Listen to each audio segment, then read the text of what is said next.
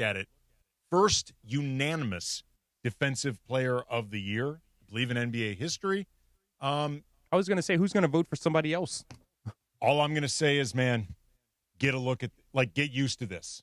Because assuming dude stays healthy, unless he starts turning into the defensive player of the year version of Michael Jordan, or occasionally LeBron, where voters get bored and decide to go with someone else like Contrarian, or someone who's just having a narrative story big year, dude's going to be winning this thing every single year in his prime. I believe it was Zach Harper over The Athletic that I heard phrase it one way during Wemby's rookie year, and it still holds. What we're seeing right now, this is the crappiest Wemby's going to be. Like, this is as bad as Victor Wembanyama is going to be. This is like the F version of him compared to what we're going to see in 2 or 3 years when he truly has all the seasoning he needs. Awesome player. But anyway, the finalists in all the categories have been announced. They include no Lakers at all, other than Marcus Smart for a very super specific honor. What's up with that? We'll get into that. Got 2 great guests coming up at 6:30. Going to be joined by Jovan Buha, who covers the Lakers for his podcast, Buha's Block. And then at 7:15, Will Gillery, who covers the Rockets for The Athletic. Get some Houston perspective on the series, some insights on Kevin Durant's availability, if he's going to be there for Game 2 or not. Plus your calls, 877-710-ESPN, 877-710-ESPN. Definitely want to hear from as many of you as possible, as the Lakers are now up 1-0 in their series against the Rockets. Again, 107-98. Start with the obvious off the top. Kevin Durant, last-minute scratch. He hurt his knee earlier in the week during practice. He had been questionable. I was surprised he didn't play. I don't know about you, DeAndre. I know he had been questionable. I knew this was real. I just expected he'd play just because these guys always look to play. And the crazy thing is that seeing him warm up, he was literally he looked fine. I didn't see no limitations, but I guess the bruise in his knee started. It was more of a problem than we all anticipated it being. So yeah, I was a little surprised as well. Yeah, and obviously it makes a massive difference for the Rockets if Durant isn't there. He's their best player. He's their best scorer. He's their safety valve offensively. It's an offense that isn't necessarily even great with Durant, much less without him, where they are downright terrible. The Rockets did not have a ton of time to prep for this. It was a big break for the Lakers, and I don't give a bleep. I do not give a single bleep. The Lakers still did not have Luka Doncic and Austin Reeves. They were still without more of their important players than the Rockets. If any Rockets fans are up in your face complaining about this, Laker fans, whether you're watching or they're listening, you tell them to kiss your ass. That is your response, because the Lakers had to deal with their own stuff in this game, but they clearly saw this as an opportunity. Who knows how much longer, if at all, Kevin Durant is going to be out. Ime Udoka said that he is going to be a game-time decision tomorrow. That was from Houston's practice today. Obviously, it's something we'll talk about with Will Gillery from The Athletic, who covers the Lakers. But the Lakers, nonetheless, I think from minute one of this game, they recognized this is an opportunity in front of them. We have a real opportunity that we were not expecting in this series, that we expected to try to fight against all odds without Luka Doncic, without Austin Reeves, to make it a series. They saw an opportunity and they pounced on it. They were clearly, unlike the series opener against the Timberwolves, way more focused, way more dialed in. They were ready to play. So many great performances to get into. Luke Canard, his Lakers playoff debut, leads all scorers in this game with 27 points, 9 of 13 overall, 5 for 5 from deep. He did damage inside and out. Fun fact, by the way, something I looked up Saturday, it just dawned on me during the game.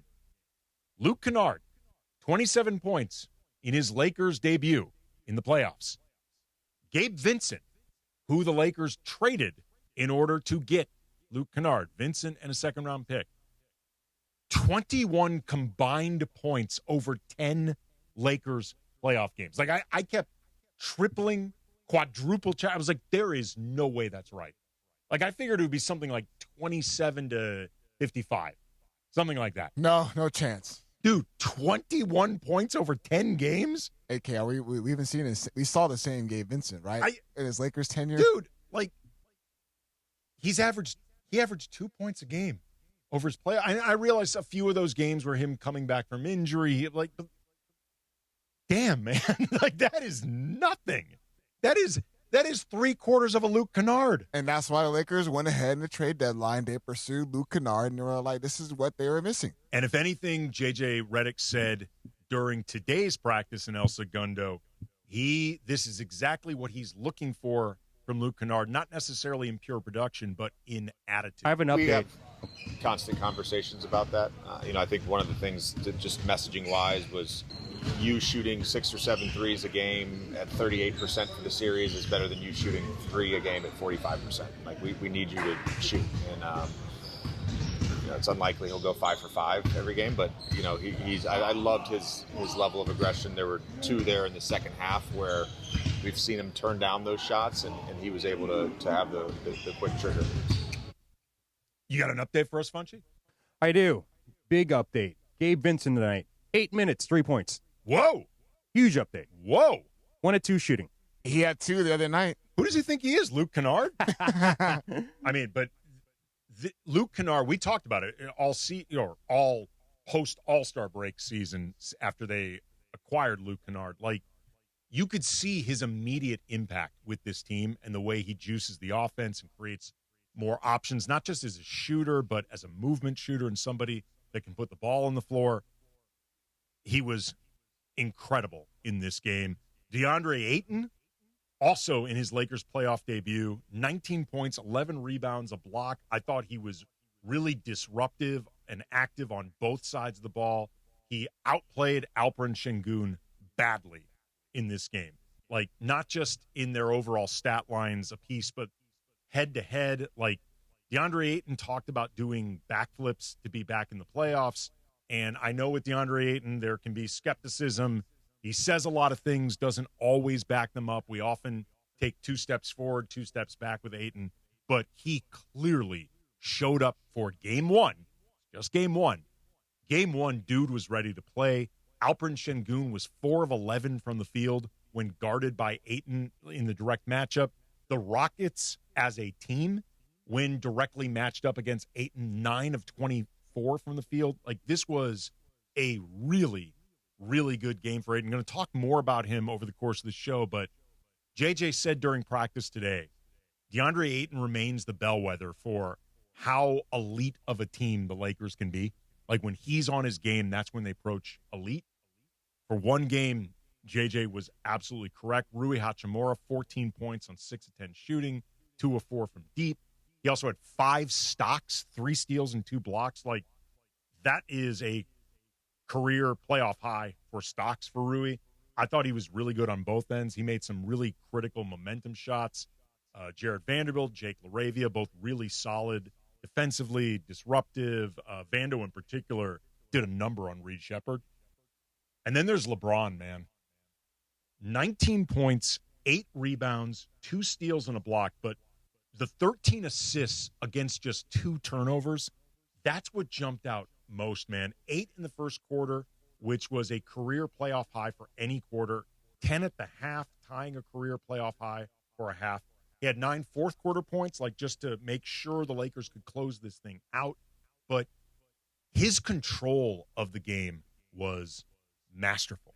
Like, it was a masterclass in just controlling a game and at a pace and exertion level that was perfect. Like, in terms of, like, the utopian version of what you would want. Like, there had been a school of thought. I know we talked about it last week heading into the game that in order for the Lakers to survive, LeBron would need to put up like 30 a night for this to happen.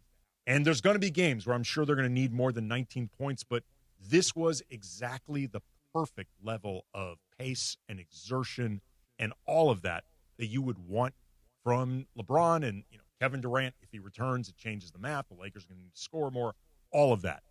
But it was a masterclass in controlling a game from LeBron. And also, when we get back, I want to talk about some comments that Marcus Smart had about LeBron's leadership heading into the series that I think has mattered most. Plus, +2, also some observations I had from the game, rewatching. I want to run a few of these by DeAndre, see his thoughts on this. Again, Jovan Buha at 6:30, Will Gillery from The Athletic, 7:15, plus your calls, 877-710 ESPN. Lakers Talk, Andy Kamenetzky, 710 ESPN.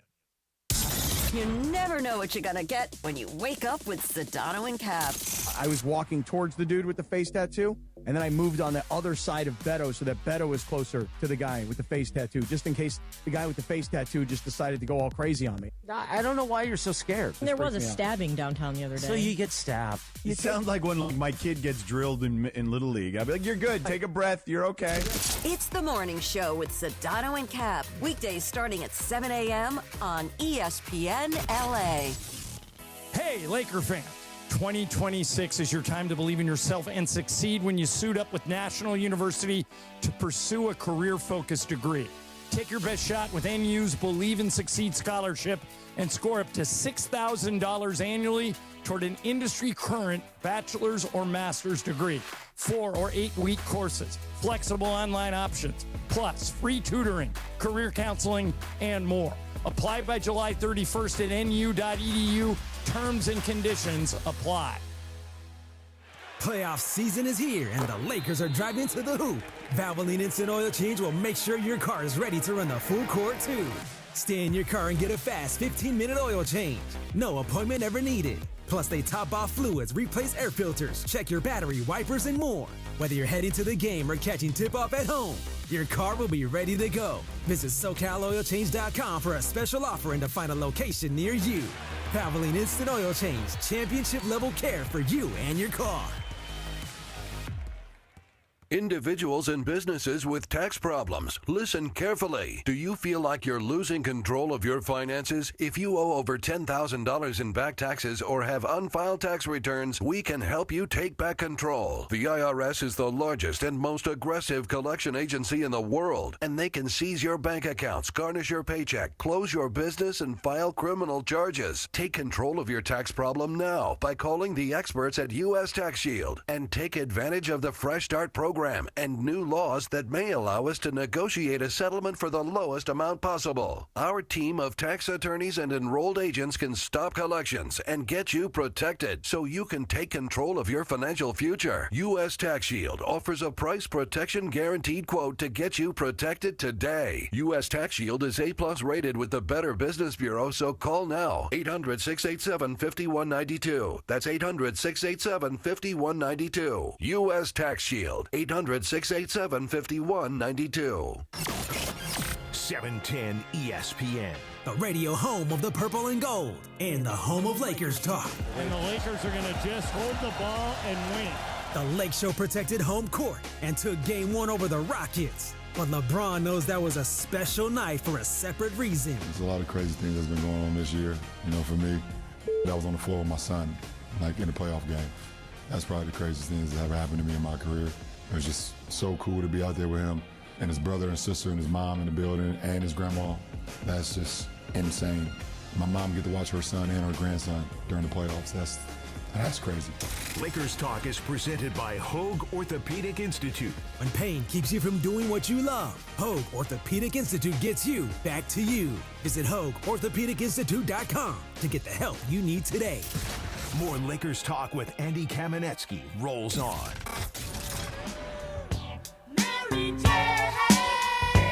Happy 420 to everybody.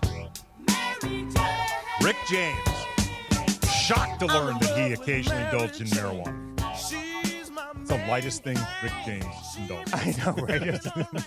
Like, I picture like a doctor or drug counselor being like, look, can we just shift you to weed? Like let's baby steps this. What do they call that? California sober. I think that's what the term is. Just weed, no drink or anything. Just smoking weed. California sober, yes. Yeah. Rick James, insanely talented. Like his persona, I think in a lot of ways has led him to almost be seen as like this cartoon character of outrageousness, which he was. He was also insanely talented. Like just ridiculously talented. Lakers Talk, Andy Kamenetzky, ESPN LA 710. Reminder about 6:30. We're going to be joined by Yovan Buha from Buha's Block, his podcast. He's covered the Lakers for years. 7:15, Will Gillery from The Athletic. I'm going to get into a few things that jumped out at me rewatching the game. I want to get DeAndre and Funch's thoughts on some of this. But also, Marcus Smart, I thought, had some interesting comments about LeBron's leadership heading into the series. Obviously, the Lakers were thrown for a massive loop when Luka Doncic and Austin Reeves both injured in the same game, both out indefinitely. Luka was at practice today. JJ said he was, doing a little bit of passing and rebounding. This is very light stuff. He all but said that, the two of them ain't playing tomorrow. And the Lakers have put out their injury report, and they are both on it, so they're out. He's not implying Luka's any closer, but it's good that Luka's there. But this put a lot on LeBron's plate, not just as a player, but also as a leader. And this from The Athletic, quote, as Marcus Smart shared, James took on a different look behind the scenes in the days leading up to the series. He described him as more locked in and even-keeled. We all know the calm before the storm, Smart said, and that's him. But James, who certainly is familiar with this leading role, wasn't vocal about the shift in responsibilities. I think one of those things where it's understood and doesn't necessarily need to be said, right? Smart said, LeBron is the league's all-time leading scorer, leading in games, minutes, all that, right? He doesn't need anybody to tell him anything. He knows when it's time to go to it and to be able to turn on that switch like not a lot of people can do. We definitely didn't have to wait for him to say anything. We already kind of knew what was coming. And I think given that Luka and Austin are out, it can be overlooked how much LeBron's value as a leader. Everyone's going to know this, but I think also specifically LeBron being so been there, done that. Like other than maybe Steph, there's nobody in the league that is more been there, done that than LeBron. And the idea of him being unfazed by the obstacles the Lakers are dealing with right now without Luka and AR, that doesn't mean LeBron doesn't recognize it's a hell of a challenge, but he has not seemed fazed at all. His comments leading up to it, and I know practice last week when I was there, he seemed really bought in, like legitimately, genuinely bought in. And I say this because there have been times over LeBron's 8 seasons with the Lakers where he hasn't been bought in, like in terms of his belief in what they have. And he's not good at hiding this. Like LeBron, respectfully, we all saw him in Space Jam. He's not the world's greatest actor. Like when he does not buy what the Lakers are trying to sell, I mean, heading into this season, Rich Paul, the opt-in statement about, LeBron's going to be checking out the progress of the team, all that, like, that is messaging. LeBron does not know that this team is worth his time, if they can really compete, whatever. But when LeBron's locked in, you can see it. And I think the fact that he believes in what they're doing helps the other guys gain so much confidence that they need. And even add more to when LeBron James, he's not acting, you can tell that he's not acting or he's not a good actor. We should, if you want to elaborate more. I mean, he was not bad. I will say he was not bad in Trainwreck playing himself. He was actually pretty funny. Yeah, that was really good. He actually was very funny in that. But, I know he's playing himself in Space Jam, but it was a little bit more of a lift. I refuse to see that movie. What about House Party? I have not seen it. I have actually not seen. Refuse to see that movie, too. I don't they end up partying in Anthony Davis's house? Or no, they party at LeBron's house. Oh, they party at LeBron's house? Yeah. Is AD in the movie? No. Okay, no. So they're just partying at LeBron's house. Yes. Got it. Yeah, that's pretty much And go. Okay, so with that being said. What a time to be alive as a movie marketing exec. Right. Remember LeBron? Who says there's no good ideas anymore? Who said Hollywood's running out of stuff to do? Right? Let's just remake everything. So we see LeBron. It's different because it's at LeBron's house. By the way, they have his championship rings in there too. All right, enough with that. But remember when that time where Lakers were struggling to sustain full energy and effort for 48 minutes, and how LeBron was all like, "Yeah, we can't do that." Like, there's a reason why Oklahoma City is really good. There's a reason why the San Antonio Spurs are really good. They sustain full 48 minutes of energy and effort. Then you start to see like the third usage role and all that stuff. And then all of a sudden him switching up his role, which whether he embraced that or whether J.J. Redick had a conversation with them, and how LeBron took into that after the fact, whatever you want to make about it. It's the fact that he sat there and was evaluating the process and saw what Luka Doncic and Austin Reeves are doing on the basketball court, and he's like, okay, I can still fit in with this group, but but this is, I just keep on going back to, this is what he's always wanted, right? Remember when Anthony Davis trying to give him the keys and all that stuff and didn't really work out? You got Luka Doncic, you got Austin Reeves, the two primary ball handlers, the two scorers, and if he can just play in a role, all he has to do is get into his spots. This is what he's wanting. Yeah. So I just feel like that's why you start to see him not have to be more vocal, because they know what you're going to expect out of LeBron. Okay, so a few things that jumped out at me in rewatching them. There are many things, but like a few in particular because they involve players who matter. DeAndre Ayton's screening in this game was fantastic. Like, there were so many shots, in particular for Luke Canard, like running off curls, sometimes DHOs and stuff like that, but also LeBron and a bunch of other guys, where DeAndre Ayton set really, really good screens in this game. And it's interesting just because heading into this, it felt to me like this series, once we knew that Luka and Austin were out for the foreseeable future, it kind of felt like the best of both worlds, at least potentially from both the Lakers' perspective and DeAndre Ayton's perspective. They need him to be the counting stats star that he clearly still fancies himself capable of being. Like, he's said many times, like, accepting my role. You can only say that so many times, even if you're wrapping your arms around it, without there being an undercurrent of, but I know I could do more. Now he needs to do more. But they also still need him to be, as he put it, Clint Capella. In this game, he actually did both. And whether it's because he recognizes it's the right thing to do or what, like, I don't care the reasons why. I just care that he did it. And I thought it was fantastic in this game. Even when he was setting the screens, he was rolling hard to the basket and being there at the right spots, right? So, like, you expect that, you want that at DeAndre Ayton, knowing that Luka and AR are out. So they got that out of him. I think what I really enjoyed watching was him actually moving his feet defensively. Yeah. Keeping Alperen Şengün in front. Not biting for the pump fake, and, because you want to live with Alperen Şengün taking 3-point shots. So him not getting beat on the drive, I thought that was really, really good. Be able to block shots, rebound, good. Now I just want to, hopefully we can see that's, be sustainable and carry that over to game 2. But I think that's what stuck out of me more, is that his ability to actually keep a center like him in front. And then really quick, because I know we want to break early so we can get more time with Yovan Buha around 6:30, but with Luke Canard in particular, and we saw it with the 27 points, but the team in general, the off-ball movement was really good. Like, there was not a lot of standing around at all. Like, you saw guys continually getting set up off movement, off action, and I think a little bit is a byproduct of, Luke Canard and Marcus Smart. They can handle the ball as secondary, third option facilitators, but they can't do as much as Luka. They can't do as much as Austin. So they have no choice but to move the ball. I think everybody knows this, and just the way the Lakers played in this game, which it really felt like they were in concert with each other, and they were playing, like, it felt like they were running more action than we've seen them do in a while, and it was really, really successful. We're going to talk about this and a whole lot more with Yovan Buha, covers the Lakers for his podcast, Buha's Block. That's coming up next. Lakers Talk, Andy Kamenetzky, 710 ESPN. Hey, it's Cap. Thinking about selling your home? Seller's Advantage makes it easy. No commissions, no open houses, and no costly repairs. They'll give you a fair cash offer with no surprises. One seller said, and I quote, "Seller's Advantage was faster, easier, and more rewarding than listing my house. The offer matched my expectations, and the process was stress-free." Call 888-390-AS-IS or visit sellersadvantage.com for your free cash offer.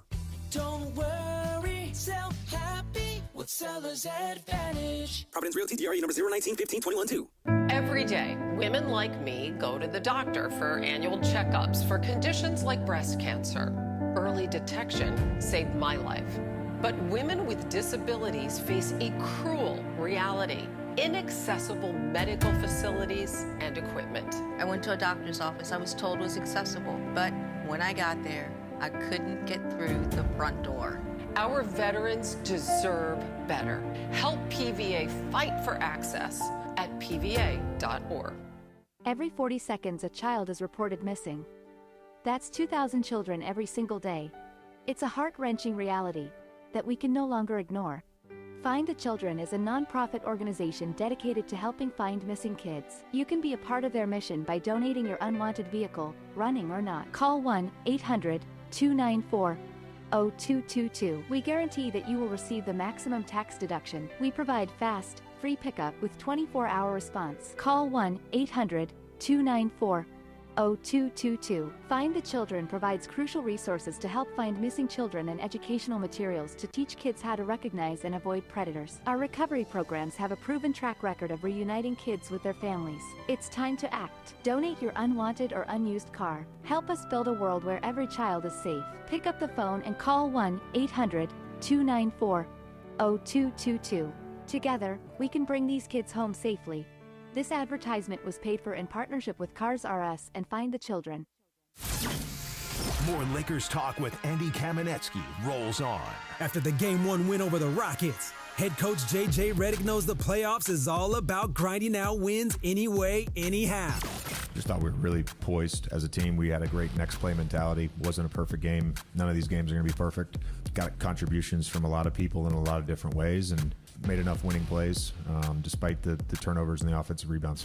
Lakers Talk is presented by Hoag Orthopedic Institute. When pain keeps you from doing what you love, Hoag Orthopedic Institute gets you back to you. Visit HoagOrthopedicInstitute.com to get the help you need today. And all new Lakers Talk is on right now. Back to Andy Kamenetzky.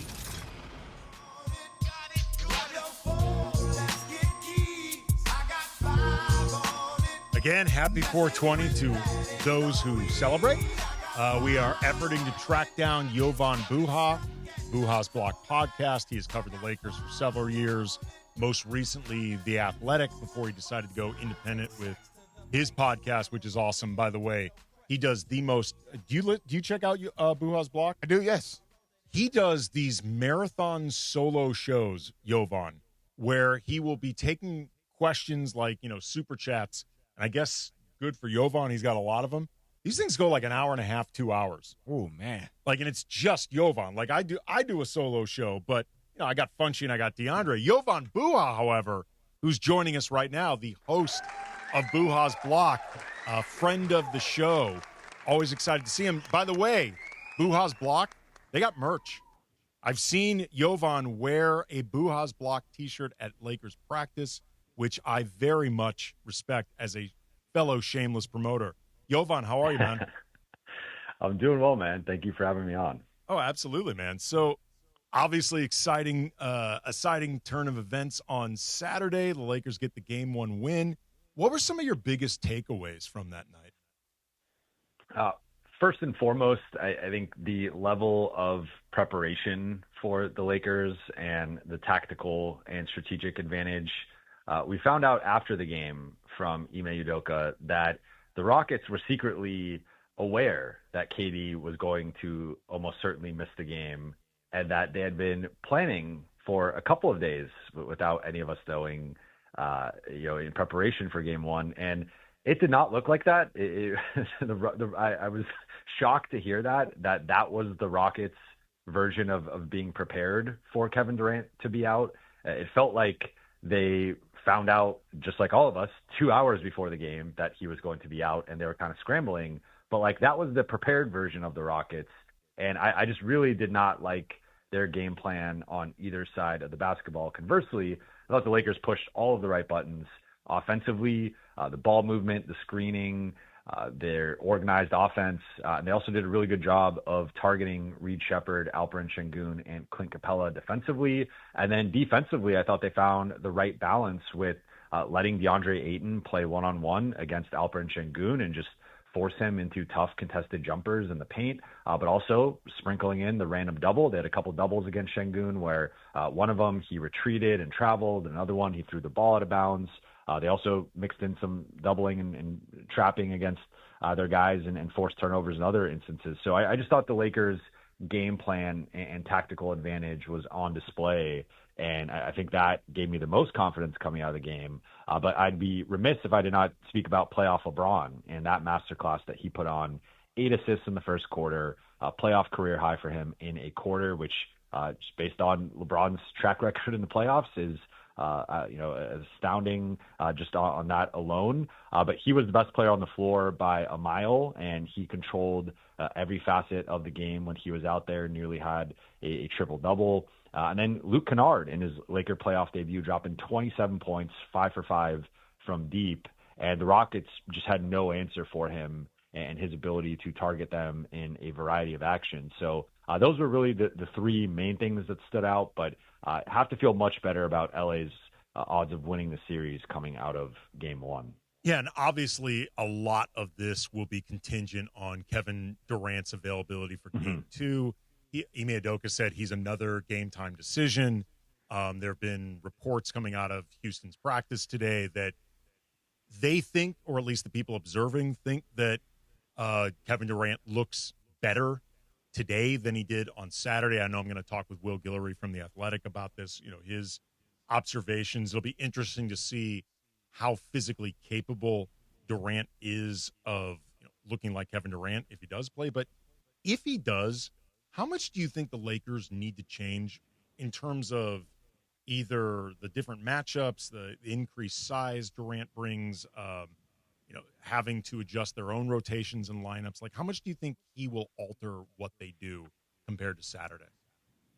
I think he would alter it dramatically on both sides of the ball, because if you look at the starting lineup and the decision that Houston would have to make, it's either taking Josh Okogie out or it's taking Reed Sheppard out. Now, they closed the season with Josh Okogie as the starter, but I thought he had a downright terrible game one, and he had the worst plus-minus on the team, and sometimes there's some noise with single game plus-minus, but I thought it was reflective of his play, and I just, he was supposed to be the LeBron primary guy, but I don't think he did a good job in that role. He missed a wide open layup in transition.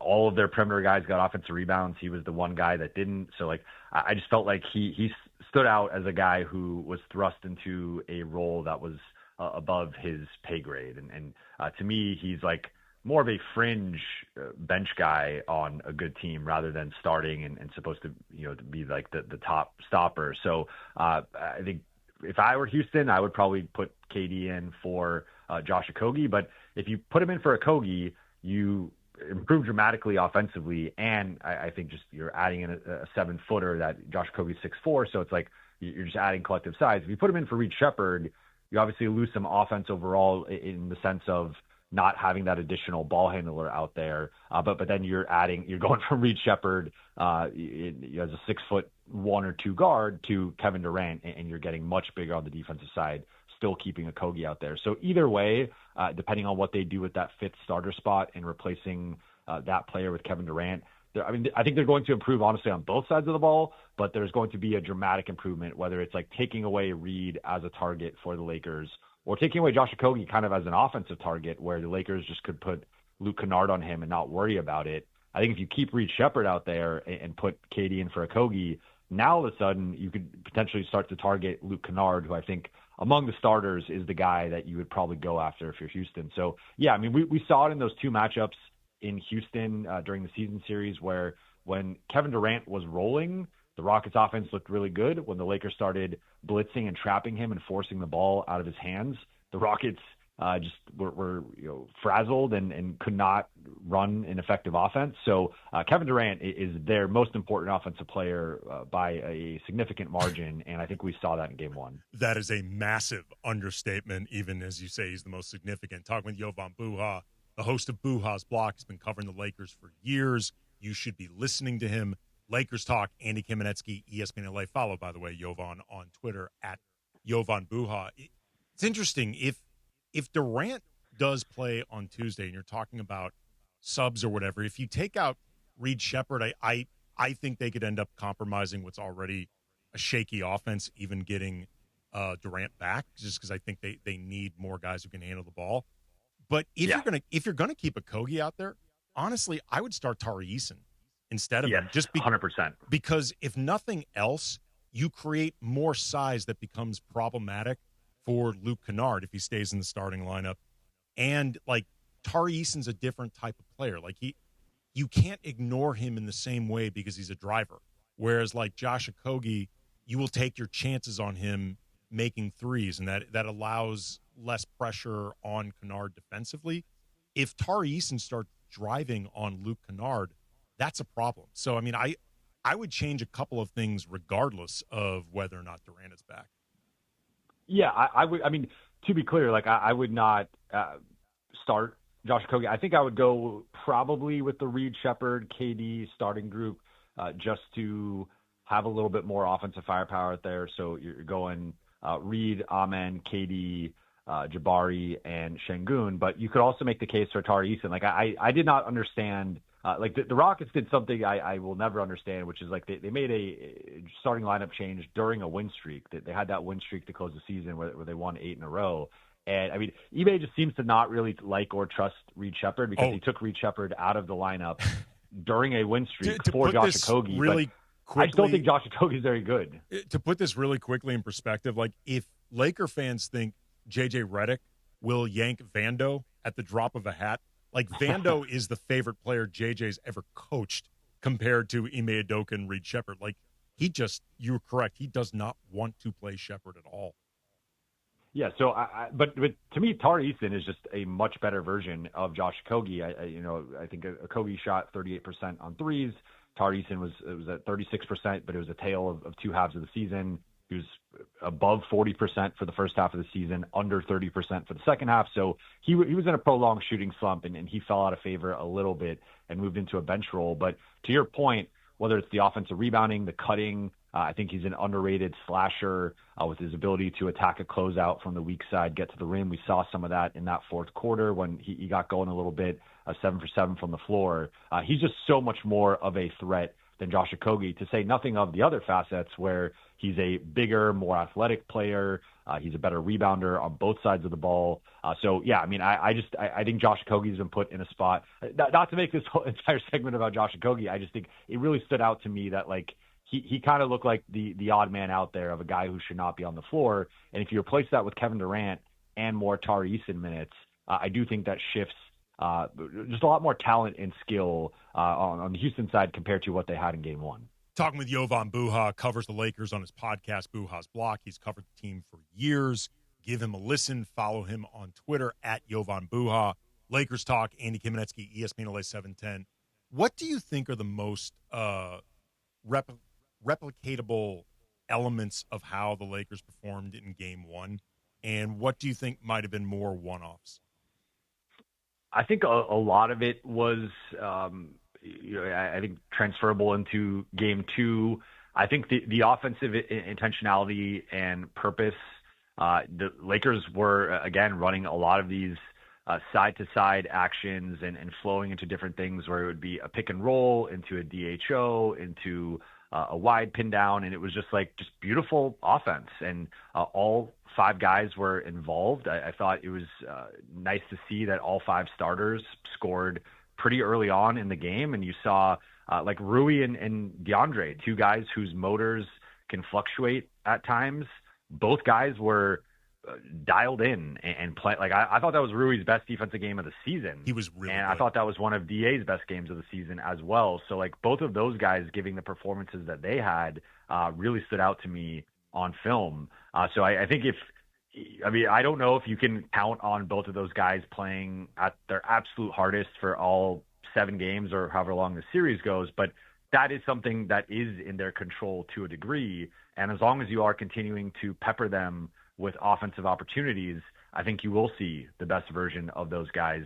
But I mean, like Luke Canard is not going to go 9 for 13, 5 for 5 on threes every game, right? And the Lakers, if you look at some of the metrics that JJ loves to reference in terms of like the expected shot quality and all these different numbers, like the Lakers did overperform their expected shot quality. And that is something that I could see those percentages decreasing a little bit. But I thought from a process perspective, the Lakers nailed it. And on both sides of the ball, they did just about everything you would have wanted them to do in Game 1. We'll see how Houston counters in Game 2 and how the Lakers counter to those counters. But I think a lot of what they did, can apply to Game 2. Again, I think that they'll have to offset some of the shooting decreasing with better defensive rebounding. They can't give up 21 offensive rebounds again, and they also have to cut down on the turnovers. And that's the thing that would give me some pause as a Houston Rocket is like they won the possession battle by 27 possessions. They took 27 more shots than the Lakers with the same number of free throw attempts. They had 21 offensive rebounds. They had 7 fewer turnovers than the Lakers. And they still lost this game by 9, and it was never really in doubt. So, like, if I'm Houston, I'm walking away feeling like that's a missed opportunity of you dominated the possession battle, probably the most you will for the series. I'd be shocked if we see a bigger discrepancy than 27 field goal attempts, and you still lost the game in pretty convincing fashion. Like, this was a game that from the Houston side, you had to feel you could have and should have won based on how many more shots you took and like how many more opportunities, and just couldn't capitalize. Talking with Yovan Buha, covers the Lakers for his podcast, Buha's Block. Follow him on Twitter at Yovan Buha. Thinking about how the Rockets may adjust to LeBron specifically and what, if anything, they would do different, I think is interesting just because I could imagine a world where if you said to them heading into game 1, LeBron's line is going to be 19, 8, and 13, they would say we can live with that. Like, it would be worse. Mm-hmm. It could be much worse. There had been that school of thought that LeBron's going to need to put up 30-plus every night for the Lakers to have a chance. That was, again, prefaced on the idea that Durant would play. But are you expecting Houston to do much different with LeBron, or are you expecting them to adjust more to the non-LeBron guys? It's a good question. I think it's probably easier to adjust more to the non-LeBron guys. Like we saw, the Lakers had that segment late in the second quarter where they kept coughing the ball up in early offense and in transition and just getting a little too far ahead of themselves there and trying to build up the lead and you know, go for the kill there. And it was just like, they needed to, you saw JJ several times kind of motioning to the group, like, guys, like, let's calm down here. Let's, you know, continue to run our half court offense that we've been just executing at a very high level. And it felt like there was a few of those possessions where, you know, Marcus had a couple turnovers, Luke had a turnover, Rui had a turnover, and it was just like they needed to calm that down. So I think speeding the Lakers up, we've seen this at times throughout the course of the season. I mean, Houston actually did a great job of it on Christmas, but whether it's OKC, San Antonio, Phoenix, Detroit, Boston, some of these teams have been able to ball pressure the Lakers and get them to cough the ball up and get them playing a more frantic, sped up style of offense that I don't think it suits them well. Like, I think, you know, some of the transition stuff we've seen with LeBron, like LeBron is arguably the best transition player of all time, but like it's more so, I think, when you're like leaking out or getting out after a stop rather than trying to kind of flip the tempo of the game. I think a faster tempo game, despite Houston actually having a slower pace than the Lakers on the season, would probably favor Houston a little bit more. That said, I think if you look at the biggest difference with LeBron compared this season compared to last season, his jumper has not been the same as it was the last couple of years. Last couple of years, he was a plus 40% catch and shoot guy on threes. This year, he was below that. And he has gone through some cold stretches with his jumper. So if I was Houston, I probably would want to test that a little bit of, okay, we know, like, if you get the ball in the post and you get the ball at the elbow, you're going to either attack or dissect us. But can we force you out more to the perimeter and force you to either try to beat us off the dribble, which he has not been the same at this season compared to last season, or to hit more jumpers on us, which, again, he has not been the same at this season. So I would try to force LeBron out into a more perimeter game and trying to either leverage his ball handling or his shooting. But, I mean, he had a pretty efficient night in game 1, so not even saying that would work. I just think from a Houston perspective, if you're letting him get on the block, we saw what he did to them on the block. We saw what he did to them at the elbows. I think they have to try to force him out and become more of a shooter and more of a perimeter player. He is Yovan Buha. He covers the Lakers with his podcast, Buha's Block. You should be subscribing. It is, I'll say this, there is no podcast that gives you more of your money's worth if you are a Super Chat guy. Yovan answers them all. Follow him on Twitter at Yovan Buha. He is a friend of the show. Your time's always appreciated, brother. Thank you. Appreciate it, man. Thank you so much for having me. And coming up next, we will get into some of what Yovan had to say about this matchup in Game 2, plus the Call Jacob injury hotline coming up. We are going to break down some injuries, what could be going on with Kevin Durant. Lakers Talk, Andy Kamenetzky, 710 ESPN. Mason and Ireland, the OGs of LA sports talk. Now, we have a lot of partners. Eventually, I think somebody's going to buy space on John Ireland's forehead because you can really... Yeah, there's a lot of room. Some room there. Yeah. For it's bright and shiny. Signage. You totally back out of that, right? I'm no comment on Ireland. Mason and Ireland, weekdays at noon on 710 ESPN, the ESPN LA app, and on YouTube. Prizes, flyaways, even cash money. You want it? We've got it. Find a list of all contests and official rules by visiting ESPNLAcontests.com. That's ESPNLAcontests.com. LA's biggest pizza party is back. Pizza City Fest returns to LA Live April 25th and 26th. Bigger, bolder, and cheesier than ever. 40 of Southern California's top pizzerias. 2 epic days. 1 massive celebration of pizza. An all-inclusive ticket delivers unlimited pizza tastings, unlimited beverages, and unlimited desserts. All for just $99. Pizza City Fest at LA Live across from Crypto.com Arena April 25th and 26th. Tickets on sale now at LALive.com/Pizza City Fest. The most followed sports radio station in America. 710 ESPN. At ESPN Los Angeles on Instagram, Facebook, Twitter, YouTube, TikTok, and Twitch. LA's mega sports station. 710 ESPN. When Mason and Ireland start breaking down the boss with MT, you know things could get off track. Bruce Springsteen is not like a classic sounding singer, Right. but as a lyricist, he's maybe the greatest ever. Yeah, it's fantastic. Yeah, the Nebraska album. In Right, Rock bass? Man, Yeah. right? It sound like he's constipated when he sings. Well, he's got a certain growl to him. Philadelphia. Music, sports, and everything in between. Mason and Ireland, weekdays at noon on ESPN LA. This is Lakers Talk with Andy Kamenetzky. LeBron, 25-footer good. LeBron has been fantastic tonight. A Lake Show took game 1 over the Rockets, but LeBron James knows that's only one game of a possible 7-game series. I'm already thinking about situations where we could have been better, thinking about ways I could have been better, putting us in position to be more successful, both offensively and defensively. Things that we said that we wanted to accomplish, and some of the things that we did not accomplish tonight as a team. So we got a lot of room for improvement going into Tuesday. Lakers Talk is presented by Hoag Orthopedic Institute.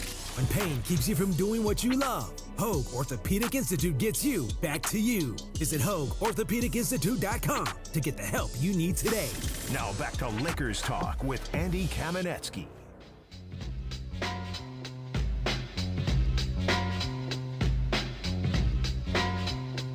Thanks again to Yovan Buha from Buha's Block for joining us. Again, check out his podcast. It's great stuff. 7:15.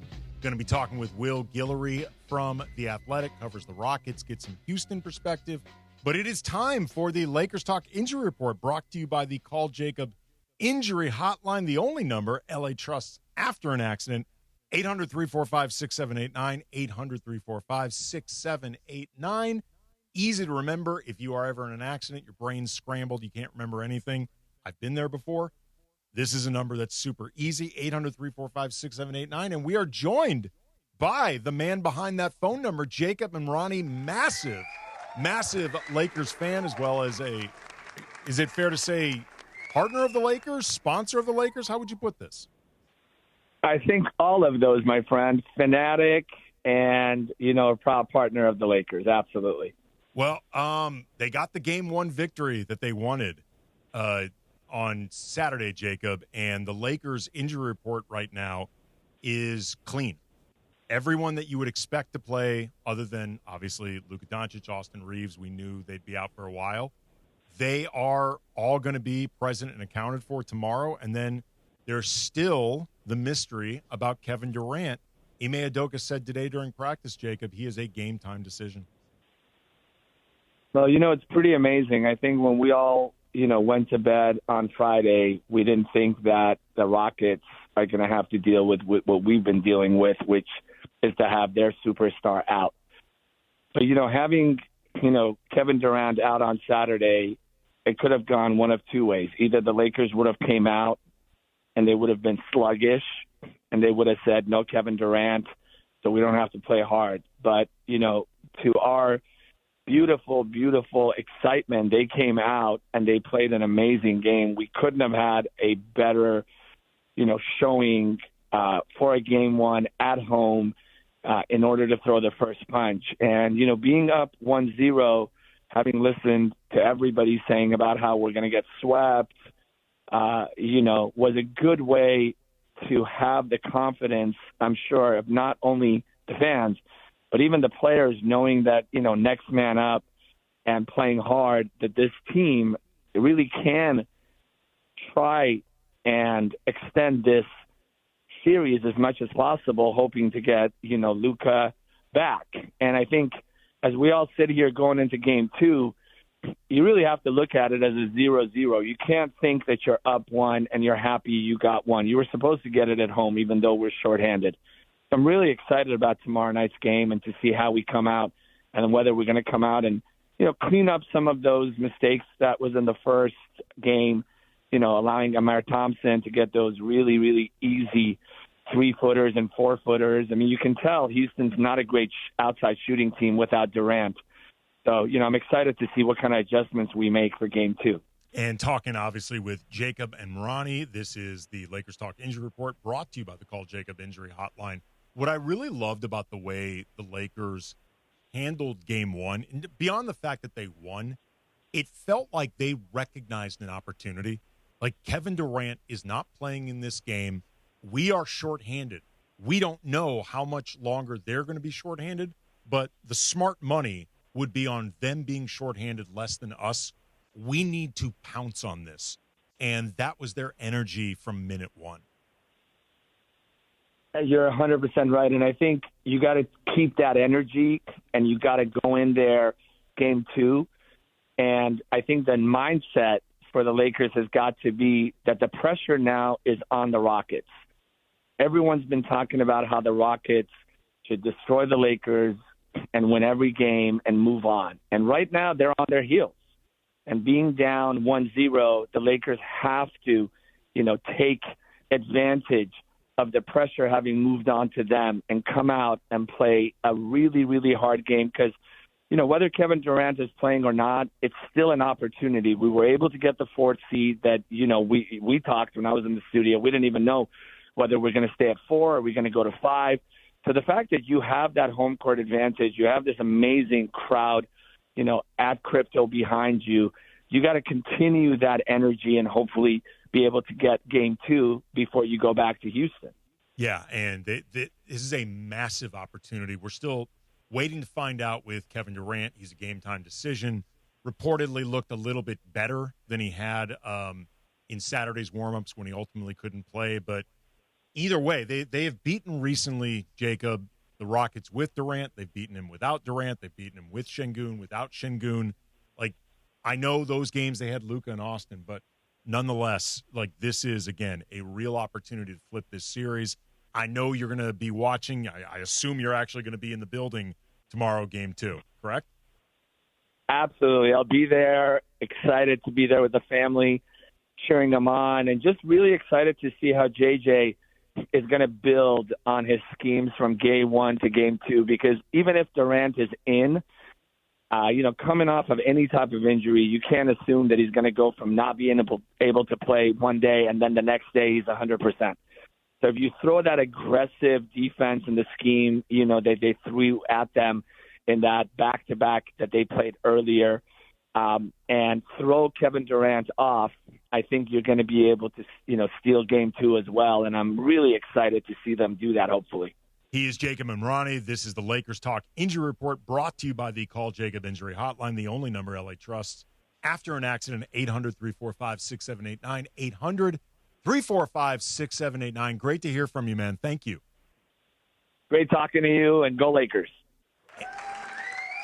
There he is, Jacob and Ronnie. And coming up, we will get into some of the Houston-centric side of this matchup, some of the things noticed about them, some of the math that just does not add up, and somehow the Lakers made work. It is astonishing in a lot of ways what they managed to overcome in terms of just seriously, how is that possible? I'll also take some of your calls. 877-710-ESPN. We even had an 800 number? 877-710-ESPN. If you are holding, I will get to you next. Lakers Talk, Andy Kamenetzky, 710 ESPN. It's DeMarco Farr and Travis Rogers for your afternoon drive. You're old enough, Greg, that you should always have a little cash in your wallet. I never. I'm not saying you carry around a couple hundred, but have $40 in your wallet. No, I got nothing.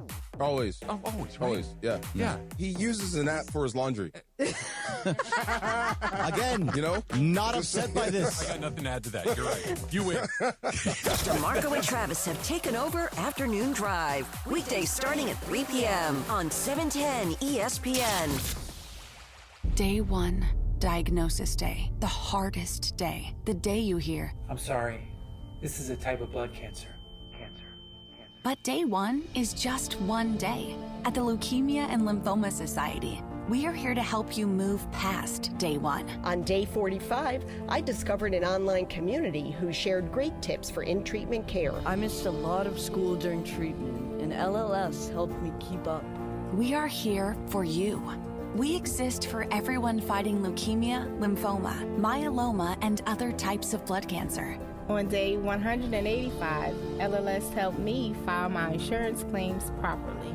Day 5,840 and counting, and I'm still in remission. To learn more and get help on day 1, day 2, day 983, or any day, please visit LLS.org or call 1-800-955-4572. That's LLS.org, 1-800-955-4572. If you have ever thought about remodeling your bathroom but were worried it would take too long or cost too much, then stop worrying. Right now, Jacuzzi Bath Remodel has designed a collection of high-quality custom products and perfected the one-day remodeling experience so you can enjoy your new bathroom faster than ever before. It's a worry-free bath remodel from the most trusted brand name in the business, Jacuzzi.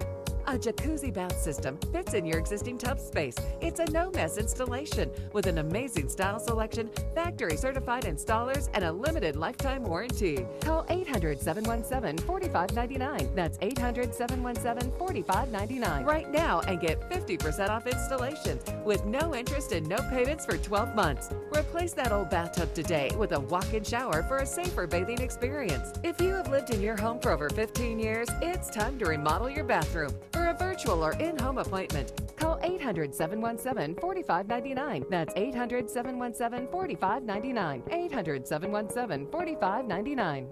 Hi, this is Sean McVay of your LA Rams. The Rams play here. KSPN, Los Angeles. 710 ESPN. A good karma brands radio station.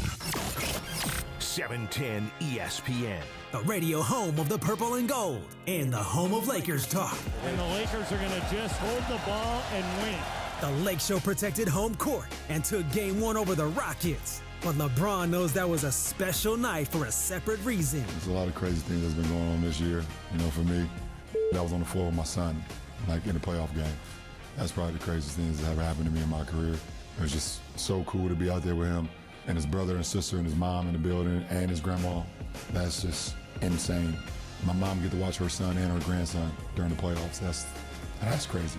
Lakers Talk is presented by Hoag Orthopedic Institute. When pain keeps you from doing what you love, Hoag Orthopedic Institute gets you back to you. Visit HoagOrthopedicInstitute.com to get the help you need today. More Lakers Talk with Andy Kamenetzky rolls on. I smoke 2 joints at night. Smoke 2 joints in the afternoon. Sublime. And it makes me feel alright. Smoke 2 joints. I don't remember the exact name of this song. I just know it's the Smoke 2 Joints song. Is that what it's called? I think that's what it's called. Smoke 2 Joints? Yeah, this was the song that made them sort of underground popular before the album came out that exploded, and unfortunately their singer, Bradley Novell, died before the album actually came out. Is that what it is? Yeah, the one with What I Got and Santeria and The Wrong Way. Yeah, yeah. It's a really good album. It really is. Yeah. It is, and it reeks of Long Beach. Yeah. Honestly, it feels as Long Beach in a different way, but in its own right, just as much as Snoop feels like Long Beach. It is a serious Long Beach album. But yeah, I remember watching their behind the music, and Lakers Talk, Andy Kamenetzky, ESPN LA 710, going to get into some of the Houston side of the Game 1 loss. A reminder, we're going to be talking with Will Gillery in about 15 minutes, covers the Rockets for The Athletic. Take your calls in just a second if you're holding, about to get to you. But their behind the music, man, was so sad. Like, it was so sad. Like, his parents, Brad Novell, the singer from Sublime who died, they were all just like, his parents and family was like, we tried, man. They're like, this wasn't one of those, everyone's afraid to tell the rich rock star the truth. They're like, we tried, and we just could not get through to him. I don't know if this is a happy ending or not, but his son is leading the band now. Yeah, that's pretty cool. Yeah, I mean, it's bittersweet, I'm sure, for everyone involved, but that is pretty cool. Solomon in Lake Balboa, you're on Lakers Talk. What's up, Solomon? Hey, I'm good, Andy. Thanks for having me on. Absolutely. I have 2 comments and 1 question. First comment, I'm really glad that Jacob came on and pointed out about how important it is to win Game 2.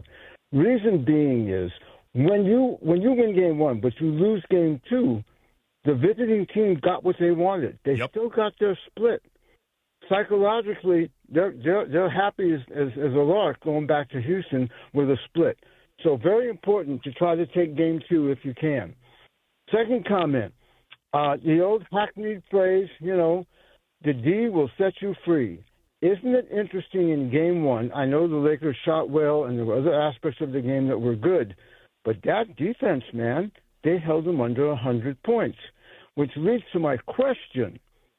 Was the free throw shooting, which was abominable, and the turnovers, which was also abominable, from exhaustion, playing that defense, the intensity of the playoffs? What do you think caused that? And if that gets rectified and they still play defense, this is going to be a tough series for Houston to win. I appreciate the call there, Solomon. I'm going to give you theory D, which is off the board of the choices you gave me. The Lakers have not been good at the line all season. Like, they've been frustratingly bad at the line. I don't think it had anything to do with the level of defense they were playing, which was great. Like, the defense was fantastic. Their focus was great, all that stuff. They have been a frustrating team at the line. Like, for a team that values getting to the line as much as they do, they have not been good at the line consistently at all. So this is, I mean, if they had been merely okay at the line on Saturday as opposed to abysmal, they win that game by double digits. 17 of 26 on the free throw line. By the way, this is very, very clutch. When they print out those stat sheets, I kept this with me. Oh, so were you sitting over in the radio section with everyone? Yes, I was. Oh, it's great having all those stat sheets, isn't it? It's awesome, man. Like, we were literally sitting next to the stat guy. Literally next to the stat guy. Right they've got like a copy machine, like an old school copy DeAndre was machine right next there. to the stat guy. I never asked for one though. That's typical. Oh, they give him. You don't have to ask. They give them to everyone. He never gave me one. Oh, that's the royal you need to treatment, start asking. baby. If you're in that section, you don't have to ask. They just give you stores. You say, I'm DeAndre from Lakers Daily. I mean, you can say that if you want, but it's not even necessary to big time them, DeAndre. They'll give them to everyone. They don't care. They give you stat sheets if you're in that section, regardless. Mitch, my man in New Jersey, you're on Lakers Talk. What's up, Mitch? How's it going? Good. Andy, thanks for taking my call. Funchy, DeAndre. Great game by a great game by my boy DeAndre Ayton. And let James and Canard score. The other guys play great D. And if Kevin Durant is back, he's not going to be 100%.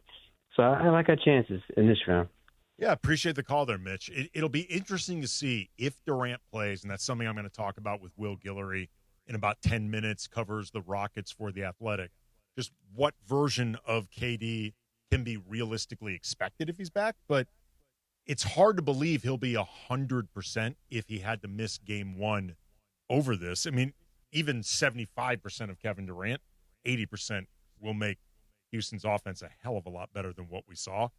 Speaking of which, I talked before about the math that the Lakers managed to overcome in this game. From John Schumann, he's covered the NBA for eons, covers the league for NBA.com from Twitter. Among the 8 teams that played on Saturday, the Lakers had the lowest expected field goal percentage, 44.6, and the highest actual field goal percentage, 60.6. So, Jovan talked about this a little bit in the first hour. there might be some regression to the mean, but if you split the difference, you're still talking about above 50% from the field. Lakers can certainly live with that. Also, the Rockets had 27 more shot opportunities, whether field goal attempts or trips to the line, than the Lakers. Fourth biggest differential of any game across the league this season, and the biggest for a team that lost. From Varun Shankar, who covers the Rockets for the Houston Chronicle on Twitter. Fun stat. The Rockets are just the fourth team in NBA history and first since 1985, like the Showtime era of the Lakers, to lose a game where they took at least 27 more field goals and at most one less free throw than their opponent per Sports Ref. Like, it is the idea that the Lakers won a game where they lost the possession battle by 27 possessions is crazy. That's the Rockets had 93 field goal attempts in this game. The Lakers had 66. And the free throw discrepancy was basically a wash. That is nuts, man. That is nuts. And you know what? Everyone has been saying, like, the Rockets just had a bad shooting night. And, AK, I want your thoughts on this. Yes, the Rockets did not shoot the ball well. But there is that week where everyone's like, oh, Anthony Davis had a bad night. Or, oh, Jalen Brunson and the Knicks did not shoot the ball well. And then Donovan Mitchell didn't shoot. That week where the Lakers were winning games, especially against the better opponents at that time when Lakers were trying to figure out who they were in the second half of the season. And then we always go back to, okay, how much of that was actually the Lakers' defense? Could this just be the Lakers' defense flat out was just good in game one against the Houston Rockets instead of just the Houston Rockets were missing jump shots? I think it can be both. I mean, they missed some open looks. There's no question. Like, in particular, Jabari Smith Jr. in the second half, I think, missed a few open looks. Like, there were guys, Amen Thompson is going to be given looks because he's not a great jump shooter. He missed those. Like, Şengün had a rough night, although I think a lot of that really was DeAndre Ayton's defense. There was a lot of just hustle and disruption in this game from the Lakers. I thought their rotations were, for the most part, really crisp and on point. I thought everyone really fought and battled in this game. Like, this is one of the best defensive games Rui's had this entire season, or I would say even as a Laker. Like, and, he was if you look at some of the NBA.com matchup breakdown, and I know there's some people who have issues with how they do it, but their methodology, whatever. Nobody spent more time on Amen Thompson, either as the primary defender or as part of possessions, than Rui. When matched up directly against Rui, Amen Thompson had 6 points on 3 of 8 shooting, did not get to the line at all. He had 5 assists, but also 2 turnovers. I think Rui blocked him once, or he was blocked as a result of Rui being the primary defender. And, like, even if, say, he goes 4 of 8, like 50% from the field, that's Amen Thompson's averages from the field. Like, he's like a 52, 53% shooter, which means Rui basically just held him in check. Like, he didn't allow him to do anything more. Matched up against Jabari Smith Jr., which Rui spent a lot of time on him, he had a miserable night. Like, Vando did a number on Reed Shepherd. Like, him and Marcus Smart. And seeing Reed Shepherd just pulling up from deep, I was like, okay, there's ones where, okay, we can't allow him to get an open look, but the ones where he's just pulling up from deep, I will live with, especially it being contested. And by the way, they've been saying that playoff Jackson Hayes has entered the lineup. It's only one game. It's only one game, but they're everyone's getting to that point where they're saying playoff Hayes is starting to make an appearance. Well, it's interesting. Like, my first reaction to watching Hayes was that I thought he didn't have a particularly good game. But then I rewatched it, and I realized I got kind of too caught up in the first half. He got into foul troubles, and some of these fouls were just bad fouls. They just were not, like, him going on, like, pump fakes and up fakes from Şengün at 3-point. Makes no sense. Like, let him take that shot. It's called stay solid. Right, exactly. But then I rewatched it. Jackson had a lot of good defensive plays and a lot of good hustle plays in this game. Like, Şengün matched against him went 1 of 6 from the field. Like, I wouldn't say it was a brilliant game from Jackson, but upon second look, it was actually better than I thought in the moment. I will also say this, too, because the Lakers gave up 21 offensive rebounds, which you need to cut that down, but Houston is elite on the offensive glass. And they had 20 total turnovers, which a lot of those were, I think, their own doing, speeding themselves up. But when you consider that many of both, they gave up 24 second chance points, which is a lot. It could have been a hell of a lot worse for that many offensive rebounds. They gave up 24 points off turnovers, which, again, too many. Could have been a hell of a lot worse. I thought they did a really good job mitigating the damage that they did to themselves at times in this game. Like they offset a lot of mistakes, and that was really, really good. Coming up, going to talk with Will Gillery from The Athletic, covers the Rockets, get some of his perspective on what went wrong from Houston, what they might adjust in Game 2, and also is Kevin Durant going to play? That's all coming up. Lakers Talk, Andy Kamenetzky, 710 ESPN.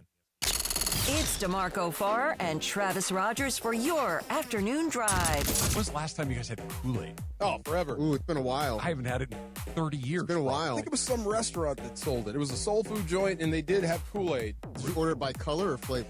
They only had 2 flavors. I mean, it's like red and purple, right? Red. Yeah, that's it.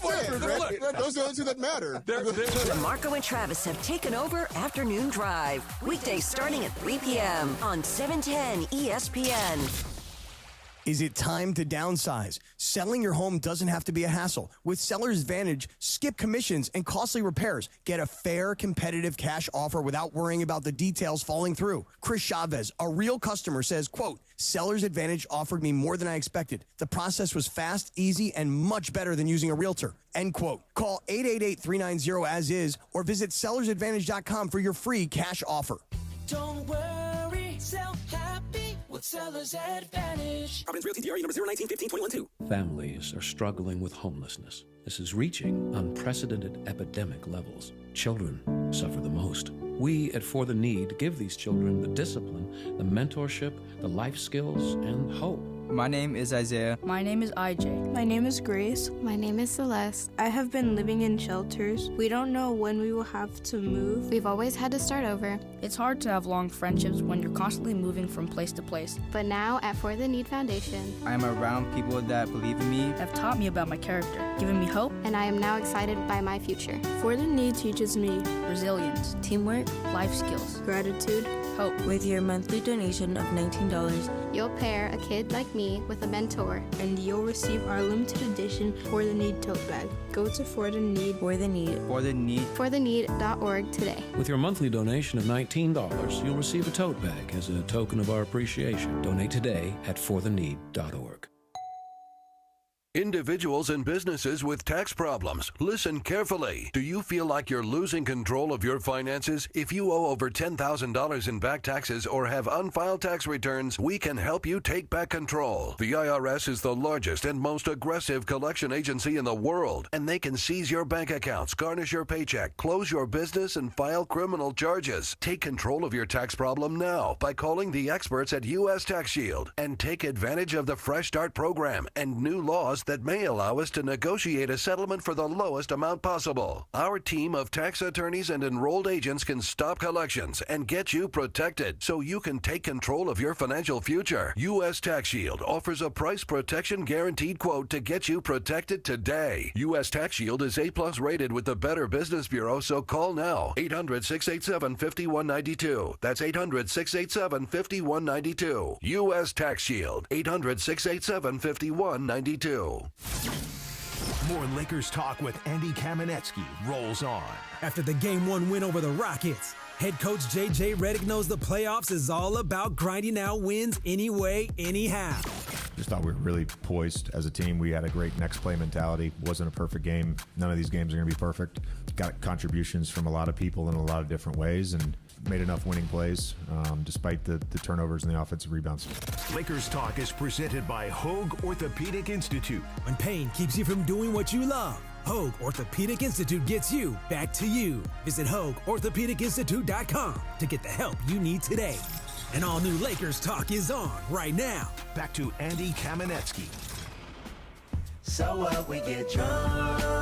So what, we don't sleep. Lakers Talk, Andy Kamenetzky, ESPN LA 710. Excited to bring on my second guest of the night. Will Gillery covers the Rockets for The Athletic. Been doing the NBA beat, whether for the Rockets or the Pelicans, for several years. You can follow him on Twitter at Will Gillery. It has been a minute, man, since we talked. It's really great to catch up again. I know it's been a long time, man, covering the Pels. You know, I'm not used to still working at this point in the calendar. Usually at this time of April, I'm looking forward to lottery and, you know, who's getting drafted where. But it's fun, you know, getting to cover some playoffs and getting to cover my first series in LA with the Lakers. So that's definitely a nice little check off of my bucket list for sure. Now, before we get into what happened in Game 1, any potential adjustments the Rockets may make, their psyche heading into Game 2, let's get to the big question first. Any word on whether Kevin Durant will play Game 2 tomorrow? Yeah, so we actually went to practice today to watch, the Rockets and talk to them. And KD, when the media was allowed in, was shooting around with the team, moving around pretty well. He was all smiles. Looking like he was in a much better mood than he was a couple nights ago, you know, before Game 1. I think, you know, I watched him go through his warm-up in Game 1, and you saw pretty much 2 shots into his warm-up that not only was he not feeling good, but he just wasn't really happy about what was going on, about how he was feeling, about the fact that he knew that he wasn't going to be able to play. And I think seeing him during that practice, he looked like a guy who felt much better about where he was. Ime Udoka said he went through about half of the practice. They have shoot around ahead of Game 2, so that'll be one more opportunity for KD to get on the court. They're saying he's a game-time decision, but I think they're feeling pretty optimistic about his chances of getting back on the court.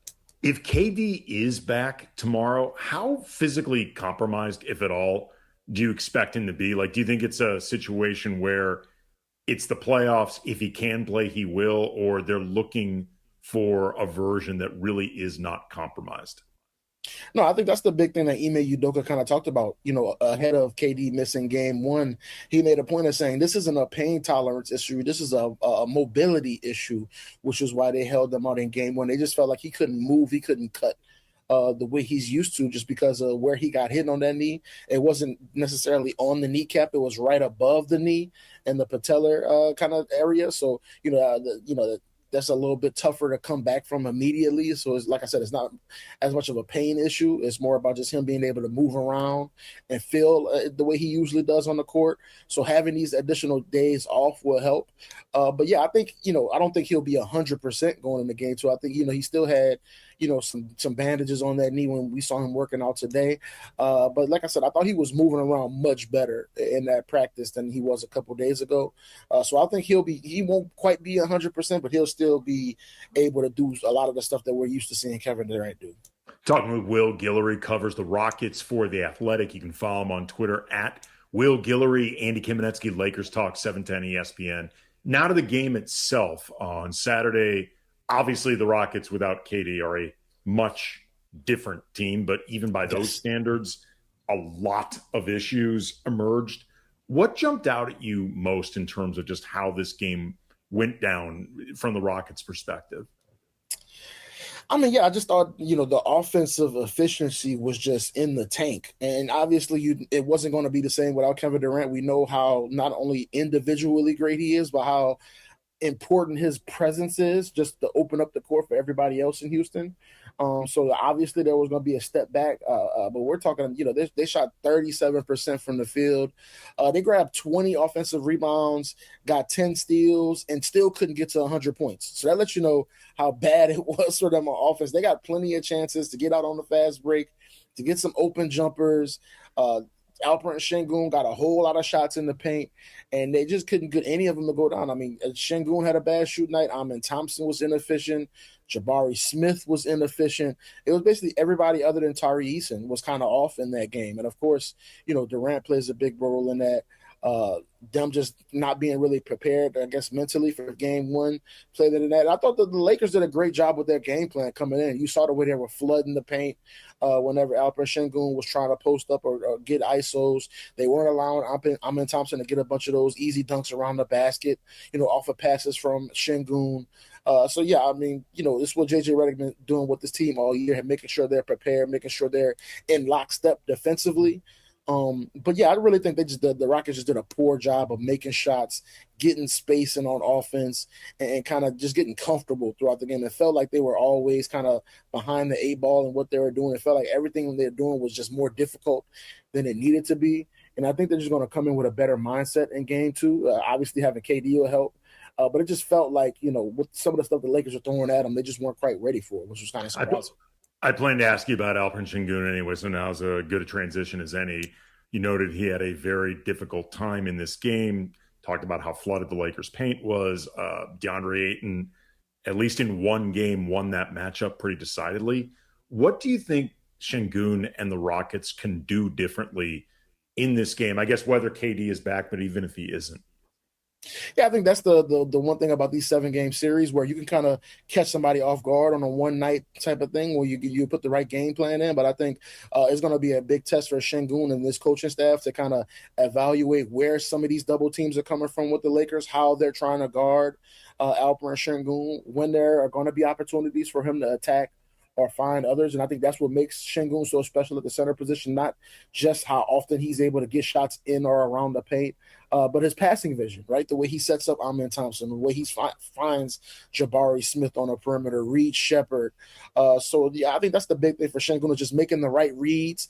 I thought he was very rushed at times in that game one, where he was, so focused on getting to his spot or so focused on making the right pass to Amen Thompson, and he didn't allow the game to kind of come to him. So I think he just need to be a little bit more patient. Just does not get so flustered if his first couple hook shots don't go down, but also kind of just being more aware about where the double teams are coming from, how the Lakers are trying to defend him. Having that game 1 film under his belt I think is going to help him a lot. But I just think he just needs to play a little bit more patient, be a little bit more confident in what he's doing out there, and not feel so rushed and feel so much pressure to take on the offense without KD out there. I think having KD back is going to allow him to play a little bit more in pick and roll, play a little bit more in those 4-on-3 situations where they try to trap KD, and just make easier reads, where I felt like I said, everything was just really tough for them in that game. I mean, it's interesting. You've now sounded a few times like you are expecting KD to play in this game, or at least leaning towards that being the result. Yeah, I mean, just the way he looked today, and it's like I said, I just think his demeanor said a lot. Just the way he was it felt like he was in a good mood. He felt like he was kind of getting competitive with his teammates in some of the shooting drills. Like I said, it's a game time. Sometimes, a guy feel good today and not so good tomorrow. So it's going to depend on how he wakes up, how he feels after shooting around tomorrow. But just based on how he looked at practice today, he looked like a guy that was kind of gearing up to play in game 2. Talking with Will Gillery, covers the Rockets for The Athletic. You can follow him on Twitter at Will Gillery. Andy Kamenetzky, Lakers Talk, ESPN LA 710. Reed Shepherd had a couple hot moments in this game, but for the most part, he struggled to get shots to fall. He is really important for the Rockets to maintain any type of scoring punch. I think even with KD back, but especially with him out, for the offense to run smoothly. And he's also new to the playoffs and clearly not a high branch on Ime Udoka's trust tree. How ready do you think Shepherd is for a bounce-back game? I think he's another guy who could benefit greatly if you get Kevin Durant back in the lineup. But I think, for one, I like you said, it was his first real playoff game. He played a little bit last year when they played the Warriors in the first round, but it was more like garbage time, cleanup type minutes where, he actually started game 1, played 35-plus minutes. And I thought it was kind of shocking to see him attempt 20 shots in his first game, just the amount of aggression he played with. And obviously, they needed guys taking shots. They needed guys being aggressive. But I think, just the fact that he was so, aggressive, looking for his shot, getting those 3-pointers up, coming off pick and roll, shooting those pull-ups. That's when Reed is really at his best, when he's looking for his shot, when he's trying to attack people. But to me, the 3-point shot with Reed, it will come and go. More times it's going to go than not. He's a high, efficient 3-point shooter for a reason, especially with the type of threes he takes. But for me, I think the point that was kind of, disappointing a little bit in that first game was I marked, when I kind of looked over the game, there were 3 different occasions where the Lakers switched DeAndre Ayton on to Reed Shepherd, and all 3 times Reed attacked DeAndre Ayton and couldn't score. One of them, he blocked DeAndre Ayton blocked Reed Shepherd's 3 at the top of the key. One time he drove by him and threw kind of this wild hook shot at the basket. Another one, he kind of got stuck in the mid-range and didn't really know what to do. So I think in those type of situations where he has an advantage, where he has an opportunity to make a play off the bounce, get into the paint, I just want to see him be more decisive, more confident in what he's doing, and not so much rely on that 3-point shot. because again, that shot is going to come and go. But where he can get really dangerous is when he's getting downhill, getting into his mid-range shot, attacking mismatches. That's when it can get really dangerous with this Rockets team because they're so good at forcing switches or forcing mismatches. But when you get them, you got to take advantage of them. And I think Reed didn't do that enough in game one. What type of adjustments are you expecting Ime Udoka to make, like with or without KD, in terms of how they look to defend the Lakers, or things that you notice the Lakers doing offensively that you think the Rockets are going to look to try to combat? I would say first and foremost, somebody needs to guard Luke Canard. That would be nice. Maybe like get a hand up, be aware of where he is on the court. I mean, the guy just was shooting so many open jumpers, coming off of pin downs, shooting easy fadeaways. Amen Thompson kind of, admitted after the game that he wasn't as locked in as he should have been into that matchup. So I think it's going to be fascinating to see his response in game two, kind of taking that matchup more personally. Wanting to take that piece off the board because we know with no Luka and no Austin Reeves, the Lakers are going to try to look to some of these guys to get scoring where you're not used to getting 20, 25 points from some of these guys like a Luke Canard or Rui Hachimura or some of these guys, and they got one of those guys to step up big time in game one. Can you eliminate some of these other guys in game two and force LeBron to really take on a bigger scoring role that he did in game one? And also, I think just the overall spacing on offense for the Rockets has to be much better. It was too often, like we said before, it was 4, 5, 6 people standing around in the paint, Şengün taking hook shots over multiple Lakers around the basket. They just needed to do a better job of spacing the floor, giving their guys room to operate, having actual shooting threats on the weak side of the floor. A lot of the times you saw like Amen Thompson catching it on the weak side or Josh Okogie catching it on the weak side. You want to see more like Jabari Smith or Reed Shepherd having those opportunities to knock down those corner threes and just not feel so stacked up on top of each other. Because a lot of times those double teams were coming from the weak side with the Lakers, and the Rockets just didn't really have the passing lanes available to kind of punish them. And I think they just need to do a better job with their spacing. Like I said, Şengün needs to be more patient with some of his reads. And I think that'll help as well, just because it just felt like, they were just on top of each other a lot when they were in half-court situations. And they just need to be more patient, better spacing, and play with a little bit more pace to get easier shots as well. It jumped out to me just now, Will, how you mentioned the idea of forcing LeBron to take on more of a scoring role. And there had been a conventional wisdom heading into this series that without Luka, without Austin Reeves, that LeBron was going to need to put up 30-plus a night just to keep the Lakers alive. And in this game, he was much more of a facilitator, really, until the fourth quarter, with guys like Canard, DeAndre Ayton, Rui Hachimura putting up a lot of shots. A, do you think the Rockets were surprised by this, like taken aback? And B, how do you think they will look to put LeBron into more of that scoring role? And I guess why? I don't think you can ever say you're really surprised at, LeBron being a facilitator, because we've seen him do it for, 30, 40, 50 years now. He's been doing it. I mean, he's so good at being able to get these other guys. And it's not just getting them shots, but I think building their confidence. I think that's the big thing you saw in that game when Luke Canard, Rui Hachimura, DeAndre Ayton, those guys were just moving with a great level of confidence in game one. They came out getting their shots. They felt like they were involved. They felt like they were important to the game plan. And that just bled into how they played the entire game on both sides of the court. And I think that's something we've seen LeBron do for years with his teammates, is building guys up, making them believe, even though they maybe shouldn't believe, right? And I think that's the one thing the Rockets got to do, is take away some of that belief with some of those role guys. And I think, at the end of the day, as great as LeBron is, he is a 41-year-old man. And if you put that pressure on him for game 2, 3, 4, 5, as this series goes along, you got to wonder, what is his stamina going to look like? How does he look in some of these fourth quarters if it's a close game and the pressure's on him to make all of the shots? How is he going to handle it? How can the Rockets kind of continue to throw different bodies at him to wear him down over time? But it's not going to happen if you're allowing Luke Canard to score 27 points. It's not going to happen if DeAndre Ayton's outscoring, Alperen Şengün through 3 quarters. So I think that's the big thing, is taking some of these other guys off the board and forcing LeBron to kind of put everything on his back, because of course he's capable of doing it, but can he do it over a 7-game series against a physical defense like the Rockets? I think is something that they really want to test. He is Will Gillery. He covers the Rockets for The Athletic. You can follow him on Twitter at Will Gillery. Excellent coverage of the Rockets and the NBA in general. Man, it was great to catch up again after many years. Really appreciate the time, brother. Thank you. Thank you, Andy. Appreciate you, man.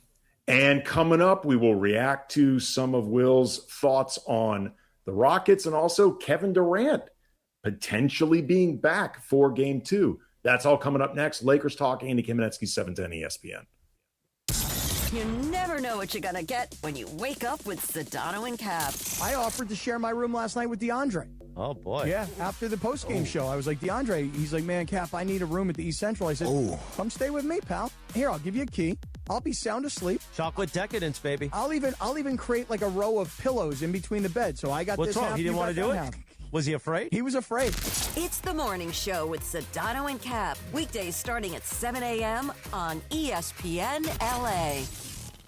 Hey, everybody, you could spend your whole weekend on the couch, or you could be with me at Beach Life May 1st through the 3rd in Redondo. Duran's going to be great. The Chainsmokers, The Offspring. I have never seen James Taylor, so I am psyched. And it's all right there on the water, all in one place. Now, picture it. The sun's out, the ocean breeze, live music all day, and nowhere else you need to be. The VIP Beach Life is almost gone, and once the VIP sells out, that's it. So, yeah, it's kind of a no-brainer. Do it now. 3 days at Seaside Lagoon. Don't miss your chance. Get your tickets now at beachlifefestival.com. Hey, Laker fans, it's time to team up with National University for an affordable, achievable bachelor's or master's degree. Choose 4 or 8 week courses and call timeout anytime you need. Free tutoring, career counseling, and more. Plus, NU has a generous transfer credit policy and offers year-round enrollment. Best of all, NU's Believe and Succeed Scholarship awards up to $6,000 annually toward an industry-current bachelor's or master's degree.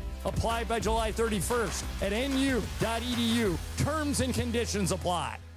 Individuals and businesses with tax problems, listen carefully. Do you feel like you're losing control of your finances? If you owe over $10,000 in back taxes or have unfiled tax returns, we can help you take back control. The IRS is the largest and most aggressive collection agency in the world, and they can seize your bank accounts, garnish your paycheck, close your business, and file criminal charges. Take control of your tax problem now by calling the experts at U.S. Tax Shield and take advantage of the Fresh Start program and new laws that may allow us to negotiate a settlement for the lowest amount possible. Our team of tax attorneys and enrolled agents can stop collections and get you protected so you can take control of your financial future. U.S. Tax Shield offers a price protection guaranteed quote to get you protected today. U.S. Tax Shield is A+ rated with the Better Business Bureau, so call now. 800-687-5192. That's 800-687-5192. U.S. Tax Shield. 800-687-5192. This is Lakers Talk with Andy Kamenetzky. LeBron, 25-footer good. LeBron has been fantastic tonight. The Lake Show took Game 1 over the Rockets, but LeBron James knows that's only one game of a possible 7-game series. I'm already thinking about situations where we could have been better, thinking about ways I could have been better, putting us in position to be more successful, both offensively and defensively. Things that we said that we wanted to accomplish, and some of the things that we did not accomplish tonight as a team. So we got a lot of room for improvement going into Tuesday. Lakers Talk is presented by Hoag Orthopedic Institute. When pain keeps you from doing what you love, Hoag Orthopedic Institute gets you back to you. Visit HoagOrthopedicInstitute.com to get the help you need today. Now back to Lakers Talk with Andy Kamenetzky.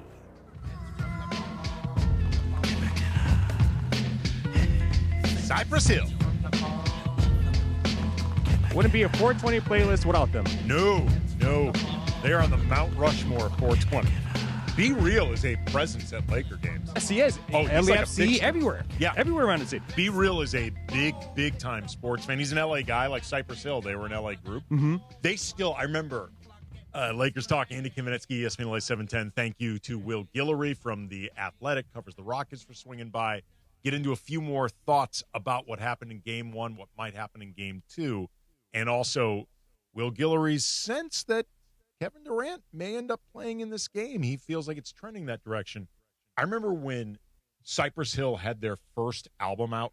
It was the self-titled one with Duke. Yeah. Cypress Hill. How I Kill a Man. Yeah, that one. They did something that at the time I was like, this is the most badass thing I've ever seen. This was back in the era of when albums still existed, you were buying physical media, and the liner notes were a big deal. The thank yous were a big deal. And in particular, rap albums, hip-hop albums, the thank yous were like a book.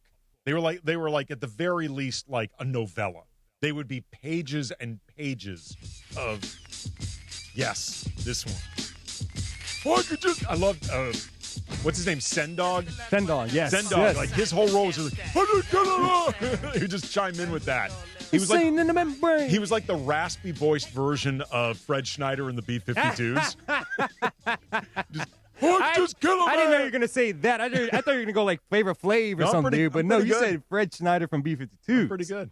But anyway, I remember seeing the liner notes for Cypress Hill and their thank you section. They thanked nobody. I was like, oh, wow, that's cold. that is cold. Thanking nobody in early 90s hip-hop in your liner notes, that's a statement in and of itself.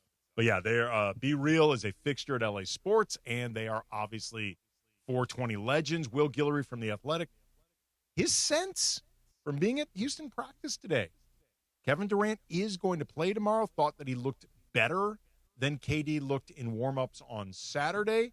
Here is what Shams said earlier today regarding Kevin Durant. Kevin Durant's status for Game 2 is up in the air, and my understanding is Kevin Durant is dealing with a deep bruise in his right patellar tendon that he suffered last Wednesday during a practice drill when he was chasing after a loose ball and collided that knee with a teammate, and that has since caused swelling, pain. It's impacted his range of motion in the leg as well. And for Kevin Durant to miss a playoff game, that speaks to the severity of the injury in and of itself. And the Rockets, they're optimistic that Kevin Durant is going to be able to return as soon as Game 2, but it remains to be seen, just depending on how that knee, that leg responds to this deep bruise in the patellar tendon.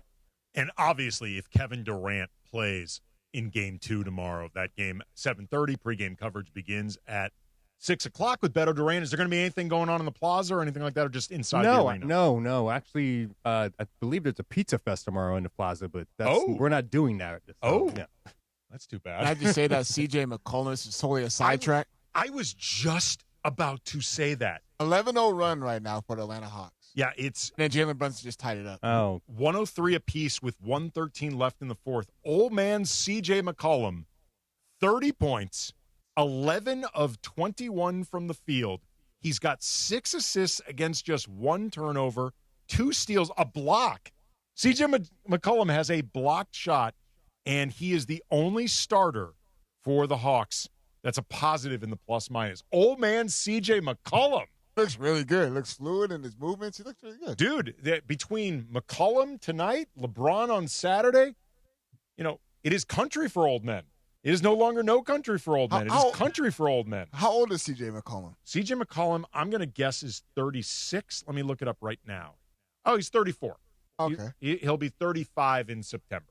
So he's creeping up towards 35, like middle age by NBA standards. But I mean, he's not going to get those early dinner deals at Denny's, the early bird specials, right? Are you saying LeBron will? I mean, he's closer than C.J. McCollum. I'll say this. A lot closer. LeBron body-wise, and I know he played fantastic on Saturday. He's done an incredible job first adjusting to the role that he shifted to with Luka and Austin when they were still available, and then getting the Lakers to where they are now through Game 1. Just did it again, CJ. Wow. C.J. McCollum. Oh, my goodness. He is on fire right now. Knicks are down 107-103 at the Garden, 10 seconds left. Wow. Jonathan Kuminga, by the way, 19 points off the bench. Man, for the Hawks. Man, the Warriors fumbled on that one. Oh, yeah, this is over. Wow. Okay. Oh, yeah, it's over. Oh, yeah, it's over. That's it's a over, statement man. done by Jalen Johnson. Wow. It's over. The Hawks beating the Knicks in the Garden, and Trae Young is not even on the team. He's a wizard. By the way, speaking of that, did you see what the mayor said? Because they were asking about this playoff series. Which mayor? Of the Knicks. Of New York. I'm sorry, of New York. I was going to say, the mayor of the Knicks is James Dolan. Yeah, I'm sorry, the mayor of New York. Okay. They were doing something as far as like a press conference and all that. Mandami, you mean? Yeah. Okay. And they were talking about, the playoff series right now with the Atlanta Hawks and the New York Knicks, and he was asking them just how they felt about that series, and he brought up Trae Young, and then Trae Young tweeted at the post that put that out there, and he quote tweeted it and said, "Yeah, the New York just can't seem to keep my name out their mouth." Did you see? I'm not a joke. I saw this on Twitter during Game 1 at the Garden, Hawks versus Knicks. There were "F you Trae Young" chants. He's not even on the team anymore, and they're still doing that. Like Trae Young, just be quiet tonight. Like you want to talk about. I mean, that may be the most rent-free anybody has ever lived in anybody's head. But in New York also, they do those they have the street talk. They go out there and they do fan of the street, and the fans are always like, the fans look like they won a championship after a game, like they win a playoff game. But I mean, F you Trae Young is still a thing. Like that series was 4 years ago? Like that it was 21 or it was 22 at the latest. Because it still lives in their fear. I mean, ice cold.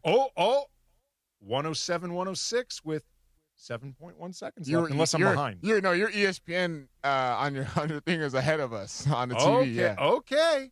Okay. Is the ghost of Trae Young? Is he going to come through, or are the Knicks going to be able to conquer the ghost and make the mayor look good?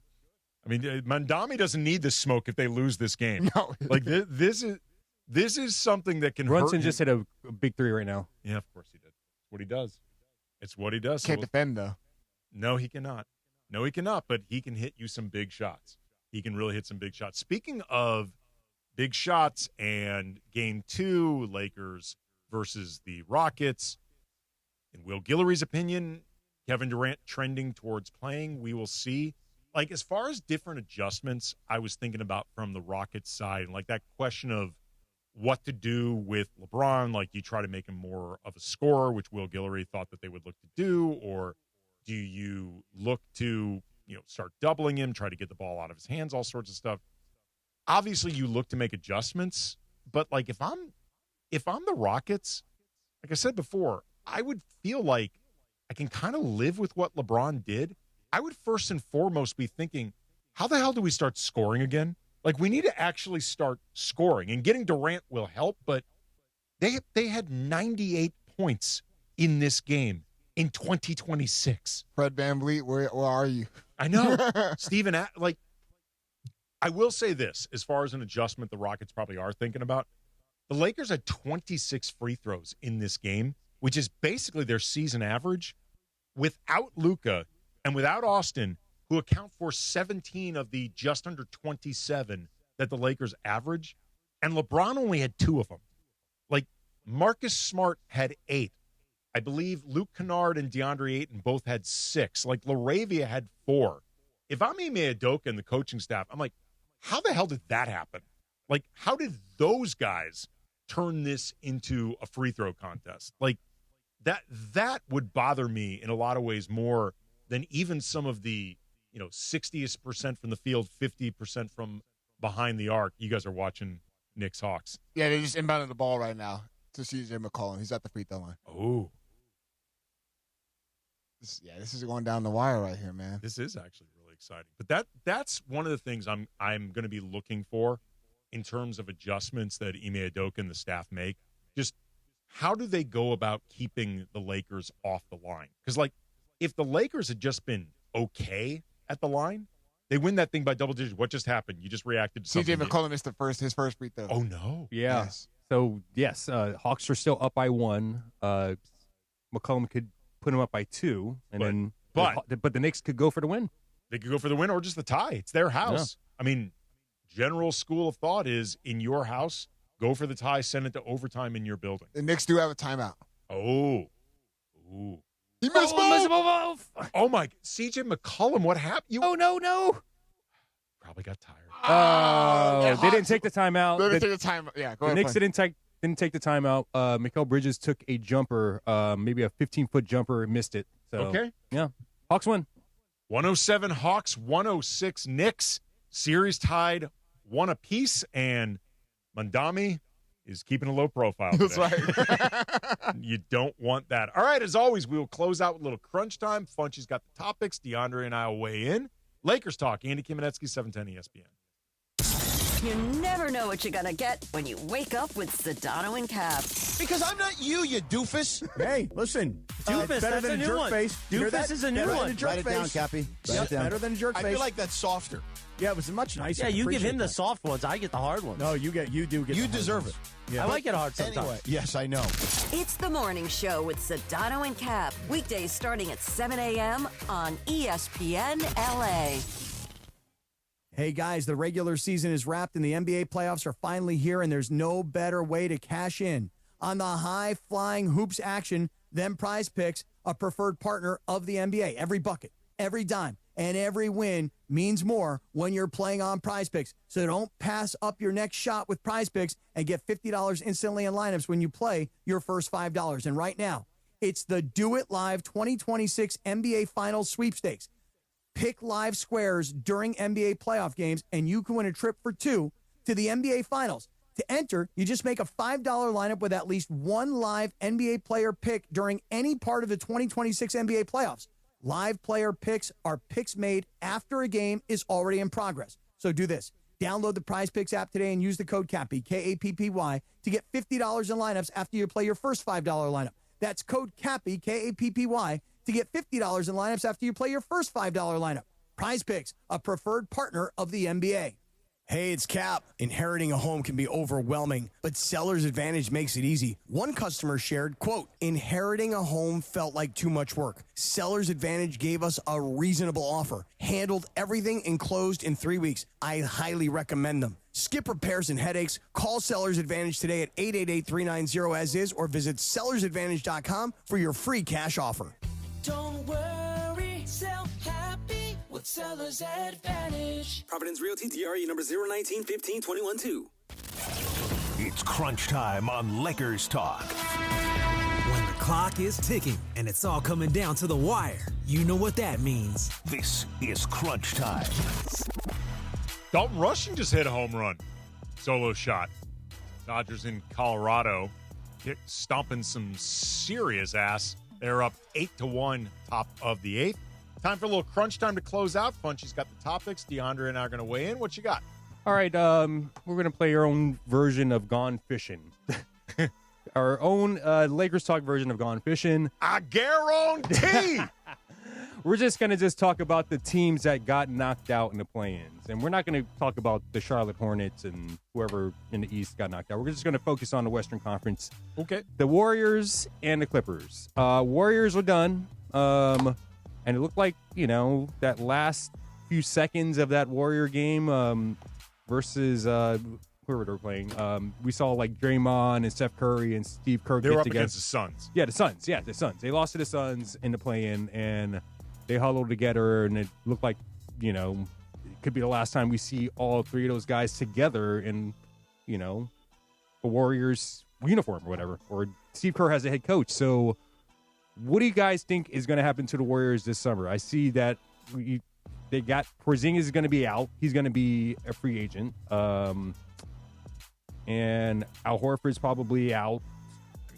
The truth is they don't have a lot of maneuverability. Yeah. Like, unless you're going to move Draymond, I guess. Is this the last time we're going to see him as a championship or playoff contender? The Warriors? Yeah. I don't know about the last time just because they were reasonably close to getting an 8 seed. I think they may still have 8 seed in them. I actually think they could have got past the 6 seed if they were all healthy.